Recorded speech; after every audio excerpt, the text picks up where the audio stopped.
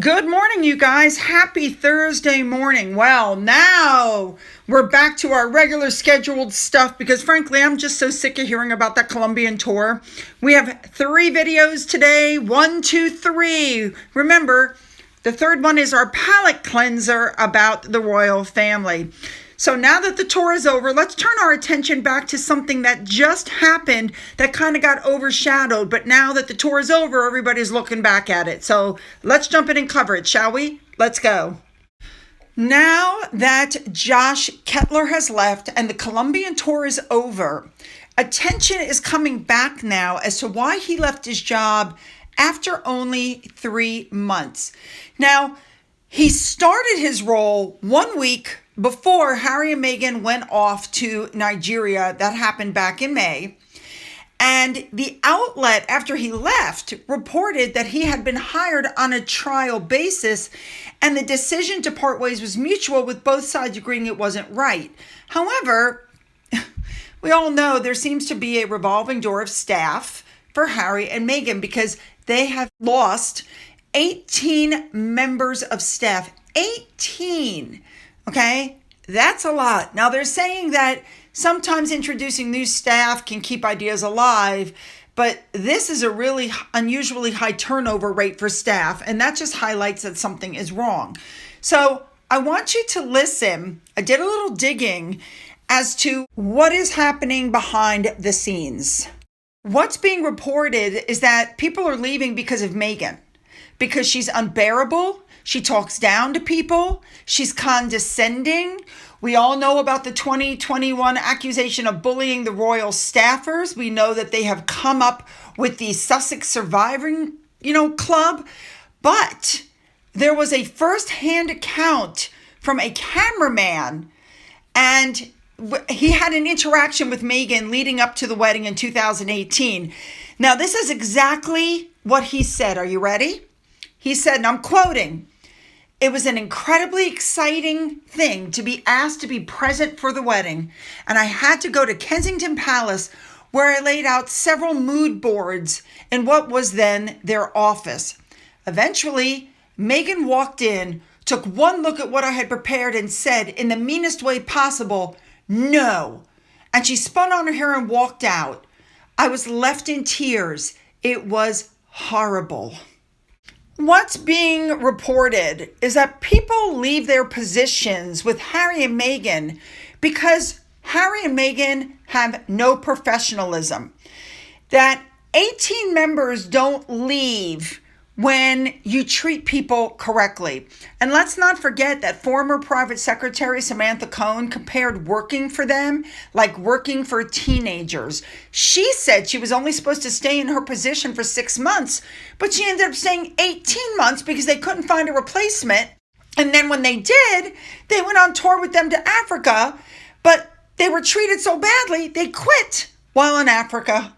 Now, there is an unnamed source, a mole, who came out to speak, and what this mole said is that Mr. Kettler's decision to walk away from Harry and Meghan was because he realized very quickly that the position working under them wasn't for him, that some aspects of the job made him extremely uncomfortable. Now, of course, we won't know what those aspects were, but what we do know is that he signed an NDA like everybody else. So unfortunately, he's not able to speak. But wait a minute. It looks like he may be looking for a way around that problem. Let me explain. That NDA doesn't protect against lawsuits because a blind item has come out basically saying that this gentleman has spoken to 2 attorneys. So whatever happened must have been pretty darn bad that he would want to sue over it.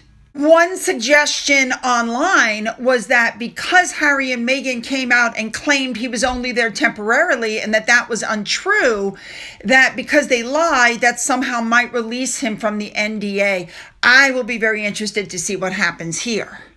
Now, a big thank you to the British Prince on Twitter for pointing out that Harry's wife, who, remember, is all about empowering women and empowering youth and helping women find their voices, has bullied a lot of her female staff. It's been alleged, just alleged. And yet here she is on stage talking about female empowerment. But the other thing that came up was what happened with the cut interview. Let me remind you guys, in case you don't remember, this young lady you're looking at was the person who did the interview with Meghan Markle. We are aware that after the interview came out, Meghan was not happy because, this girl, Allison, she used her journalistic integrity. She told the truth about what she saw. And apparently, Meghan made multiple phone calls and got her fired. She was terminated from where she was working at right after that. That was all in the news, you guys. That is not a rumor. That is true. And let me remind you that an insider of Harry and Meghan's also went on the record of saying that what may be most telling is that the entire time they worked there, they never heard a single current or former employee on the staff say that they would take the job again if given the chance. These aren't employees that they just found off the street. Many of them are people who had previously excelled working for demanding bosses in high-performance companies and environments. Yes, I think that's very telling. These two do not seem to be able to maintain the kind of vital support system which has been a key to royal survivors since the Tudor times. They can't seem to keep any staff. Now, in today's victim culture, let's be honest, it is easy to accuse somebody of being a bully when she's merely briefing staff and expecting the same high standards that she expects of herself. But with that being said, when you have that many people, 18 people leaving, 9 of them just since you moved to California, honey, something's wrong. Mr. Kettler was supposed to be Prince Harry's primary charge.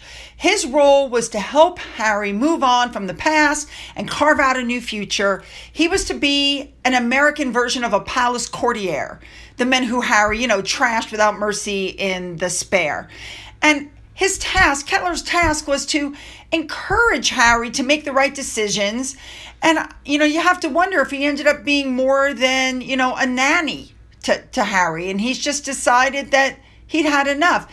I mean, after all, he lived right down the road from Harry and Meghan in Santa Barbara. He had spent 10 years in crucial roles. I mean, there's no reason why he shouldn't have been able to carry this job. You really have to wonder what the heck went on behind the scenes that he decided, hell no, this won't go.